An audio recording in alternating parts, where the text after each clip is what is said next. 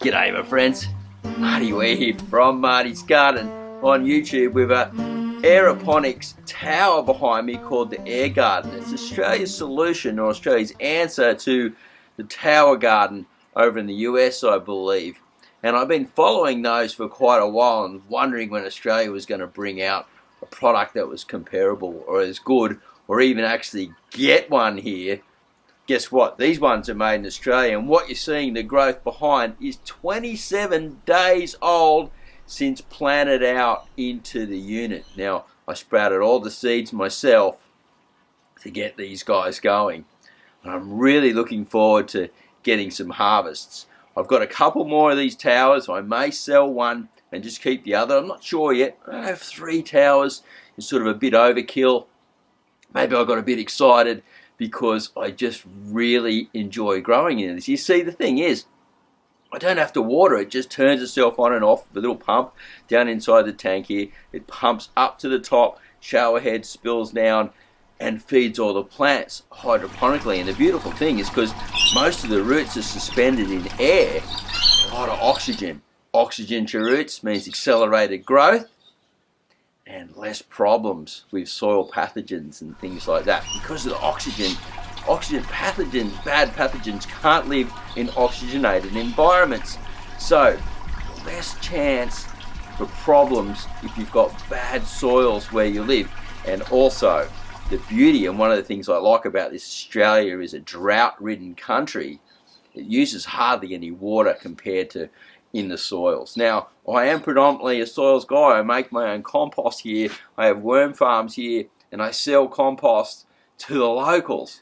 So who would have thought that a person like me, an agricultural horticulturist that studied mostly organics, would move into one of these? Well, it's the vertical space that I get to use, and also the ease of use, because I'm a pretty busy guy.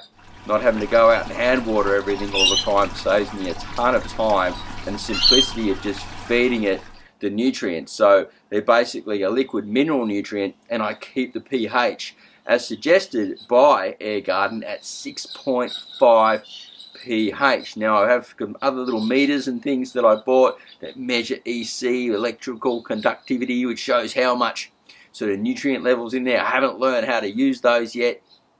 Never used them before. Been holding back, just using the little pH pad that shows the colours at the moment. Being a little bit lazy, but it shows that the lazy man in me is actually working at the moment.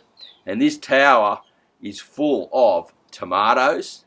It's got jalapenos, and the tomatoes are a determinant, so they only grow for a little while, and then they produce a whole lot of fruit and die off and things like that. I've got some basil in there. Now I'm going to plant a whole lot of different herbs and lettuces, depending on the season, going for seasonal stuff. And sort of those dwarf plants that don't get too big and they stay short and stocky and produce fruit quickly. And so I don't have to put any nets up or leaders or things like that currently at the moment. But who knows where we may take this. So what we've got is some stuff that's really exciting, because they're starting to flower now. And that means that I'm not too far off getting fruits. And oh man, I tell you what, the stems on these guys, they're so thick. They're as thick as my finger. And the strength in them, they're like little Hercules plants.